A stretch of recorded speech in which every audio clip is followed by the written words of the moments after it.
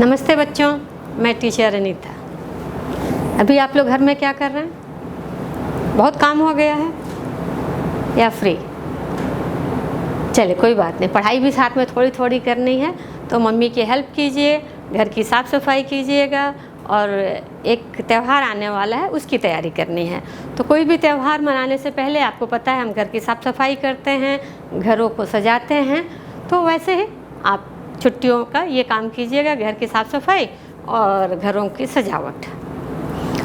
आपको पता है जहाँ तक कि हमारे देश में बहुत सारे त्यौहार मनाए जाते हैं। कभी होली आ जाती, कभी दिवाली आ जाती, कभी क्रिसमस है, तो कभी सजाओ, मतलब कुछ ना कुछ हर महीने हमारे पास त्यौहार होता है। त्यौहार आने से दो तीन चीज़ें हो जाती हैं। पहली बात तो ये कि हम घर की साफ़ सफाई कर लेते हैं, बेकार की चीज़ों को निकाल के बाहर कर लेते हैं, घर काफ़ी साफ़ सुंदर हो जाता है। और दूसरी बात कि हम एक दूसरे से मिलने लगते हैं। अभी मान लीजिए कि अगर किसी के पास त्यौहार ना हो, हमारे यहाँ त्यौहार ना मनाया जाए, तो हम किसी को कहाँ किसी के पास जाते हैं। लेकिन अगर त्यौहार हो तो एक दूसरे को विश करने, गिफ्ट देने, स्वीट देने जाते हैं। तो दो काम हो गए, हम एक दूसरे से मिल जाते हैं। कुछ ऐसे त्यौहार भी हैं अपने देश में कि जैसे आप मान लीजिए कि गणेश चतुर्थी, क्रिसमस, कोई कहीं भी बाहर जॉब वाला हो, वो भी वापस अपने घर आ जाता है। तो पूरी फैमिली मिलकर के एक साथ एंजॉय करता है। हमने अपने देश में त्योहारों को 3 कैटेगरी में रखा है, 3 भागों में रखा है। कैटेगरी मीन्स भाग। अभी आप छोटे हैं इसलिए मैं ऐसे ओरल आपको बता रही हूँ। जैसे जैसे आप बड़ी क्लास में जाएंगे तो आपको रिटर्न भी बताऊंगे। तो हमने अपने देश के त्योहारों को 3 भागों में रखे हुए हैं। पहला है राष्ट्रीय त्यौहार, जिसमें हम 15 अगस्त, 26 जनवरी, 2 अक्टूबर ऐसे त्यौहार मनाते हैं। दूसरा है धार्मिक त्यौहार, जो रिलीजन वाइज मनाते हैं। जो हिंदू हैं वो होली, दिवाली, चतुर्थी मनाते हैं। कैथलिक फैमिली से क्रिसमस वगैरह मनाते हैं। वैसे ही मुस्लिम फैमिली से ईद मनाते हैं। और भी ईद जल्दी ही आने वाली है, तो मैंने सोचा क्यों ना ईद पे बात की जाए। मैंने आपके लिए एक छोटा सा चार्ट बनाया था, लेकिन पता नहीं आपको दिखाई देगा या नहीं, फिर इसलिए बोर्ड पे भी लिख लिया। ईद धार्मिक त्योहारों में आता है। जैसे मैंने आपको बताया कि हमने त्योहारों को 3 भागों में रखा है: धार्मिक त्यौहार, राष्ट्रीय त्यौहार और एक फसल त्यौहार। फसल त्यौहार के बारे में आपको बड़े क्लासेस में आगे बात करेंगे। ईद धार्मिक त्योहारों में आता है। ये त्यौहार मुसलमान भाई मनाते हैं, मुसलमान लोग मनाते हैं। ये रमज़ान के आखिरी दिन चांद देखकर दूसरे दिन मनाई जाती है। आपने कई बार सुना होगा, अपने क्लास में भी सुना होगा, नहीं मेरा रमज़ान चल रहा है, मेरे रोज़े चल रहे हैं। तो रमज़ान एक महीने का नाम है। सच पूछिए तो इस्लामिक कैलेंडर के हिसाब से रमज़ान एक महीने का नाम है, जो साल का 9वां महीना होता है। जैसे हमारे सितंबर महीना होता है, वैसे ही रमज़ान कैलेंडर के हिसाब से 9वां महीना है। रमज़ान महीने साल का 9वां में, इसे पूरे महीने में लोग रोज़ा रखते हैं। मैंने लिखा हुआ ये पे, इस महीने में लोग रोज़ा रखते हैं। रोज़ा मीन्स होता है फास्ट रखना, दिन भर उपवास करने को कहते हैं रोज़ा रखना। मुस्लिम फैमिली में ये है कि सुबह 3 बजे लोग सुबह उठ करके जो कुछ भी खाना पीना है खा पी लेते हैं, और उसके बाद से पानी भी नहीं पिया जाता, पूरे दिन पानी नहीं पीते। फिर जो सुबह 3 बजे उठ के खाते हैं उसे सरगी खाना कहते हैं। सुबह उठ करके पूरा जो भी जिसको बनाना आता हो या जो पसंद करता हो खाना खाते हैं, उसे कहते हैं सरगी खाना। और फिर पूरे दिन वो पानी भी नहीं पीते। जो आपको बोलूँ, जो लोग पान सुपारी खाते हैं वो भी नहीं खाते। फिर शाम को टाइम थोड़ा ऊपर नीचे होता है, लगभग 6 बजे के आसपास, उसे मगरिब टाइम बोलते हैं। उस समय नमाज पढ़ते हैं और रोज़ा खोलना बोलते हैं उसे। उस समय फिर वो लोग कुछ ठंडा या कुछ मीठा खा करके रोज़ा तोड़ते हैं। उसके बाद रोज़ा तोड़ने के बाद पूरी रात से लेकर शाम के 6 बजे से लेकर सुबह 3 बजे तक अगर इंसान चाहे तो कुछ भी खा सकता है। ईद की नमाज ईदगाह पर पढ़ी जाती है।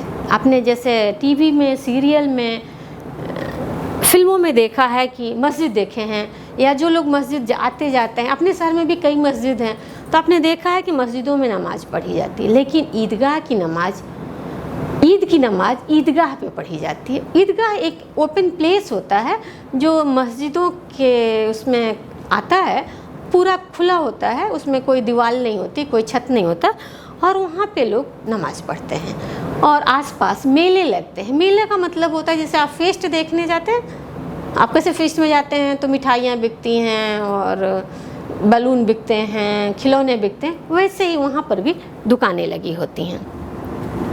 ईदगाह की नमाज पढ़ने के बाद लोग, जब नमाज का टाइम ख़त्म हो जाता है, प्रे का टाइम ख़त्म हो जाता है, तो लोग खड़े होते हैं और एक दूसरे को गले मिल करके हक करके एक दूसरे को ईद की मुबारकबाद देते हैं, ईद विश करते हैं। बच्चे, बूढ़े, अमीर, गरीब सभी नए कपड़े पहनते हैं।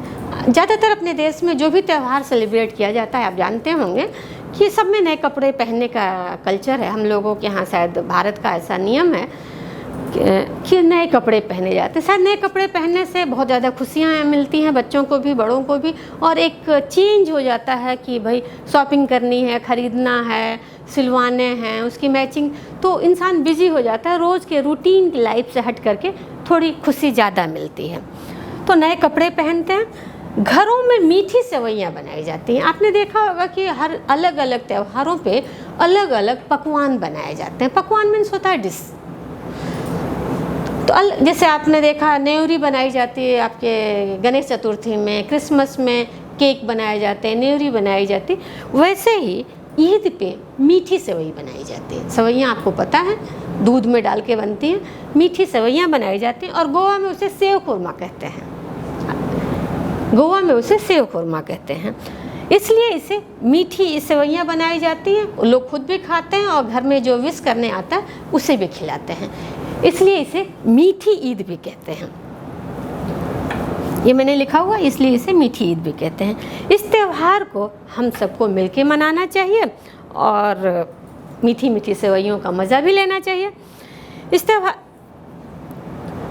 एक चीज़, सबसे बड़ी चीज़ आप लोगों के लिए, जो घर के बड़े होते हैं वो छोटों को, जो भी जैसे आपके दादा दादी, नाना नानी हुए, आपके मम्मी पापा को, आपके मम्मी पापा आपको कुछ गिफ्ट देते हैं।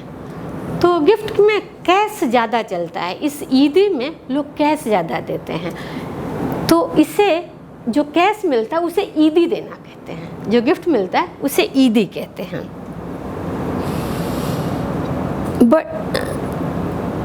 जो गिफ्ट मिलता है उसे ईदी कहते हैं। रोज़ा का अर्थ है उपवास, फास्ट करना, और ईद का अर्थ होता है, ईद की मीनिंग है खुशियाँ। तो मुझे लगता है कि आपको समझ में आ गया होगा। हमने रोज़ा रखा है, मीन्स हमने फास्ट किया है, और ईद का अर्थ है खुशियाँ। तो अभी जल्दी ही ईद आने वाली है, तो आप, मुझे लगता है कि आप समझ भी गए होंगे और इसका मज़ा भी लेंगे। लेकिन मैं फिर भी पढ़ के सुना दूँ। ईद धार्मिक त्योहारों में आता है। ये त्यौहार मुसलमान भाई मनाते हैं। ये रमज़ान के आखिरी दिन चाँद देखकर दूसरे दिन मनाई जाती है। रमज़ान महीने का नाम है। ये साल का 9वां महीना है। इस पूरे महीने में लोग रोज़ा रखते हैं। रोज़े में सुबह से शाम तक कुछ भी खाया पिया जा सकता है, जैसा मैंने आपको पहले बताया। यहाँ तक कि रोज़े में सुबह से शाम तक कुछ भी खाया पिया नहीं जाता, यहाँ तक कि पानी भी नहीं पीते, बिना पानी का उपवास करते हैं। ईद की नमाज ईदगाह पर पढ़ी जाती है। नमाज के बाद गले मिलकर एक दूसरे को ईद की मुबारकबाद देते हैं। घरों में मीठी सेवइयाँ बनाने एवं खिलाने का प्रथा है। प्रथा मीन्स होता है कल्चर, रिवाज, इसलिए इसे मीठी ईद भी कहते हैं। इस त्यौहार को हम सबको मिलकर मनाना चाहिए और मीठी मीठी सेवइयों का मज़ा लेना चाहिए। तो और बड़े इस त्यौहार पे बड़े अपने से छोटों को कुछ गिफ्ट देते हैं और उस गिफ्ट को ईदी कहा जाता है। रोज़ा का अर्थ है उपवास और ईद का अर्थ है खुशियाँ। तो मुझे लगता है कि आपको समझ में आ गया होगा और ईद आने वाली है, तो मेरे बताए हुए सारी बातों को समझ करके आप ईद का भी मज़ा लेंगे। सबको ईद मुबारक।